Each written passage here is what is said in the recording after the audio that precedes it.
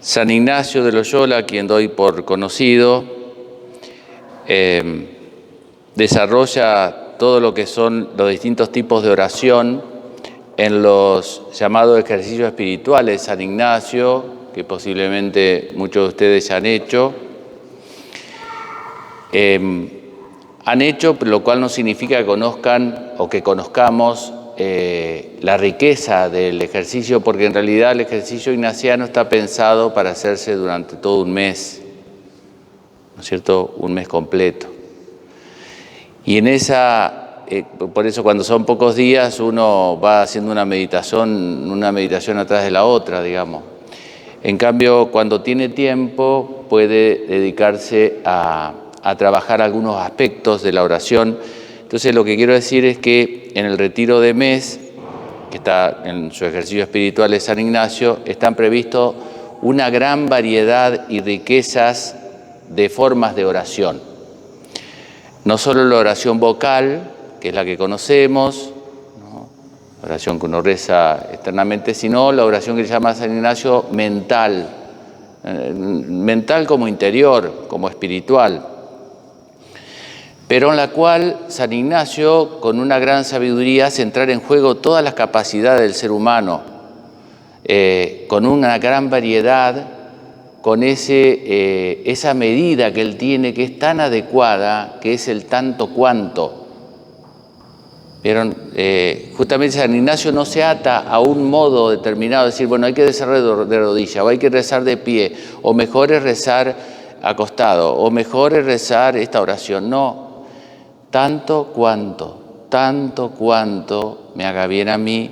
Y así como todos aquí no podemos decir que haya un ejercicio físico que sea para todos el mismo, con la misma frecuencia, que nos haga bien, sino que cada uno, según su complexión física, su edad, etcétera, su peso, hay ejercicios que le hacen bien y otros no tan bien, o que necesitan más unos que otros. Así también San Ignacio nos da una gran libertad para rezar acostado, sentado, caminando, usando nuestros sentidos. Inclusive en un momento habla de la respiración, el inhalar, ¿no es cierto?, y expirar el aire, ¿no es cierto?, según ese ritmo de la respiración, usando nuestra imaginación, digamos, muy completo, ¿no? Pero lo lindo es eso. La finalidad no es el método es el puente, la finalidad es cruzar al otro lado. Por supuesto que hay puentes mejores, hay puentes más seguros, hay puentes de doble vía, pero lo importante en el fondo es el cruzar al otro lado, es decir, el entrar en contacto con Dios, en esa presencia de Dios, de Cristo, de la Virgen, de los santos, me sirva más de una imagen, de un texto, de algo que me pasó. Todo es materia para rezar. Bueno, San Ignacio despliega, y dentro de toda la variedad de oración que propone, de modos de oración, yo quería tocar dos que nos pueden ayudar mucho sobre todo, por decirlo así, a llenar ese espacio de la adoración, que a veces uno, cuando está frente al Santísimo, ¿no es cierto?, en la adoración, bueno, reza el rosario. No hay problema, pero el rosario por ahí se puede rezar en otras circunstancias. Eso es como un momento especial. Entonces, este tipo de oración es muy adecuado para esos momentos, o los momentos que uno tiene en la casa, de silencio, de tranquilidad, ¿no? Porque Dios no necesita tanto que le hablemos. Nosotros necesitamos a veces hablar, pero a veces necesitamos más escuchar. Así que estos tipos de oraciones, que son concretamente la meditación y la contemplación, son dos de los métodos que desarrolla mucho San Ignacio y que forman parte de cuando uno ha hecho un retiro espiritual, un ejercicio espiritual, pero no está solamente para ese gimnasio, sino que es una gimnasia que uno la puede hacer en la casa perfectamente, no necesita estar en la iglesia para rezar. Enciérrate tu cuarto y tu Padre que está en los secretos te escuchará, así que a Dios lo podemos encontrar. El primer método es la meditación. Uno toma un texto, o toma un tema, que San Ignacio por ahí pone el tema del pecado, o el sentido de la vida, distintos temas. Y como que, o sea, por supuesto uno comienza como toda oración, porque no es un método de autoayuda. ¿No es cierto que hay métodos, vieron que a veces también se habla de la meditación yoga, pero no, esto es distinto, porque esto está en el universo de la oración. Estamos frente a Dios, entonces uno siempre que comienza a rezar o quiere hacer algo, oración, que ya no necesita la formalidad que uno diga, voy a hacer la meditación. A ver, no, uno se pone en presencia de Dios. De hecho, lo ideal es vivir en la presencia de Dios. Si uno está en la calle y está Dios y uno habla con Dios todo el tiempo, escucha, ¿no? Lo tiene presente. Entonces la meditación, uno toma un tema, comienza poniéndose en la presencia de Dios y luego leyendo algo, ¿vieron? Porque se necesita, porque si no nuestra mente empieza a divagar. Entonces es como un andador, la lectura, algún texto, pero la idea no es leer solamente, sino uno lee algo y después reflexiona, razona, piensa un poco eso. Entonces uno toma, por ejemplo, el pecado y cómo el pecado ofende a Dios y cómo eso me hace daño a mí, sin quedar enredado a veces en la menudencia, en la circunstancia. Cometí a ver cuántos pecados, porque eso es fácil hacer, sino tratando de hacer inteligencia en el sentido de ir más profundo, decir, bueno, está bien, cometí este pecado, pero ¿qué hice en realidad? ¿Por qué hago esto? Entonces uno va reflexionando, uno va meditando, va rumiando, va razonando sobre ese tema, por ahí se le acaba el jugo y vuelve a tomar otro casquito de la naranja y empieza a triturarlo con el razonamiento, para terminar luego en un diálogo con Dios, pidiéndole perdón, dándole gracias por los perdones que nos ha dado. ¿Vieron? Porque la oración, aunque uno medite y entre dentro de uno, es para encontrar a Dios dentro nuestro, ¿no? Porque realmente para encerrarnos con nosotros mismos y para encerrarnos con nosotros mismos a pensar nuestros pecados y nuestros defectos, la verdad que es bastante aburrido. Eso es como encerrarse en la casa y no tener que comer, para tomar vinagre. Si se va a encerrar es para comer una buena comida. Pero, digamos, la idea no es tanto romperse la cabeza, sino pensar un poco, darle profundidad a nuestra vida, ¿no? A lo que nos sucede, por qué nos sucede, y luego termina uno en la presencia de Dios para no terminar con uno mismo, porque si no queda un sabor amargo o complicado. Uno es como un laberinto, ¿vieron? Y de los laberintos se sale por arriba, justamente, ¿no? De este laberinto se sale por arriba. Así que uno termina con... No se necesita estudiar, no se necesita hacer cursos, esto es muy sencillo. Se necesita tener la capacidad de estar en la presencia de Dios y la capacidad de razonar. Tiene su trabajo, porque uno, miren, cuando ustedes se van a poner a rezar les van a venir mil inquietudes, van a tener mil cosas más urgentes que hacer porque se les van a ocurrir un montón de cosas que van a tener que renunciar, sobre todo al celular, para esto. Pero esos son momentos privilegiados de interioridad, ¿no? De profundidad, de encontrar dentro de uno, encontrar a Dios. Qué hermosa soledad es esa, si tenemos esos momentos de soledad en los cuales encontramos dentro nuestro a Dios. Ese es uno, está más la reflexión. El segundo es más la contemplación, que no hay que pensar así hay una contemplación mística que tuvieron los santos, que es como un don especial de Dios, pero esto es ya no tanto razonar, sino como revivir. Porque vieron, yo les digo, Jesús nació en Belén, podemos reflexionar, Jesús, Dios se hizo pobre, la pobreza, ¿ven? Eso es una forma, pero sería más tipo meditación. La contemplación no privilegia tanto el razonamiento, sino uno se imagina un poco la escena, y luego como que se mete en la escena, Voy a leerles lo que dice aquí San Ignacio, por ejemplo, de la contemplación. La contemplación es más sobre la vida de Jesús, la vida de algún santo, que uno lee el texto bíblico en el cual relata ese hecho.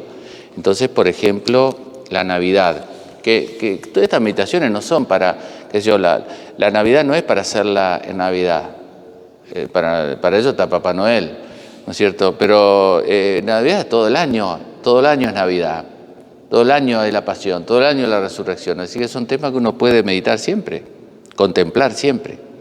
Entonces dice leer la historia, uno lee el texto, por ejemplo, luego se hace la composición del lugar, se imagina el lugar un poco, si tiene alguna foto, alguna cosa de tener la imaginación también para que no sea una abstracción, ¿no? Entonces se imagina el camino desde Nazaret a Belén, etcétera. Luego pide lo que quiere lograr, que es conocimiento de Jesús, conocimiento ese más cariñoso, de encariñarse con Jesús como si fuera, vieron cuando nos contaban nuestros abuelos, la casa, y uno después tiene la oportunidad de visitar ese lugar, y es un lugar que está lleno de recuerdos cariñosos, de que uno se encariña, porque una persona es una persona real. Luego dice, y acá viene lo interesante, es ver las personas, ver a Nuestra Señora, a San José, pero no es solo imaginarse, ¿no es cierto? No es tanto para entrar en el detalle, porque si no uno ve una película y listo, sino es para como uno, si uno presente estuviera, que es lo que dice aquí, ¿no? Mirándolos, contemplándolos y sirviéndolos en sus necesidades como si presente me hallase. Es como una sensación de presencia, la cual uno entonces ve, también se pone a advertir lo que hablan, lo que hablarían, tratando de sacar algún provecho, lo que hacen, y terminando con un coloquio que es como un diálogo con Jesús, con la Virgen. Puede sonar muy de película, pero lo que tiene de bueno la contemplación es que porque si no la fe se nos puede transformar en una verdad abstracta, ¿no es cierto? Más bien tipo filosófica. Y si bien es una verdad, pero la fe es una verdad encarnada, es una persona concreta, que hizo acciones concretas, que vivió en un momento concreto y por nosotros. Entonces, la contemplación me permite a mí viajar en el tiempo y entrar en ese lugar. Y le puedo asegurar que aunque uno no les pida nada, aunque uno no reflexione mucho, a diferencia de la meditación, que es más reflexión, esto es más mirar, escuchar, olfatear, aplicar los sentidos, uno se va transformado. Uno queda como el alma transformada, porque el asombro de ver eso de alguna manera. Yo tuve la gracia de poder ir a Tierra Santa. Y en Belén, por ejemplo, era bastante de esos viajes que uno va con un contingente. Es medio feo porque van muy rápido y uno quería detenerse más. Bueno, en el pesebre, que parábamos al lado, yo no hice una de las salidas que hacían y me metí a la cueva y me puse en una piedrita al fondo de la cueva. No les puedo decir cuánto tiempo pasó, no sé cuánta gente pasó, pero yo me metí ahí. Pero no es que me puse a imaginar, pues eso lo podría hacer acá, sino que él estaba ahí.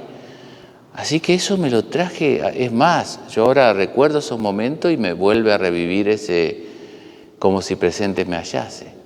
Uno como que se encariña con el lugar, con la persona, lo encarna, lo profundiza. No está solo en los sentimientos, va mucho más hondo al alma y al corazón. Ese modo de oración es muy importante. Bueno, para terminar entonces, este tipo de oración más, como se dice, mental, pero no mental porque sino uno pone el corazón también, porque pone afectos, le despierta, qué sé yo, uno está rezando y le despierta darle gracias a Dios, pedirle.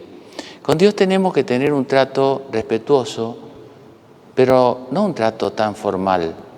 ¿Vieron? Que yo tengo que ir a ver a mi mamá, supongamos, ¿no? Bueno, ahora no, porque si voy a verla no vuelvo.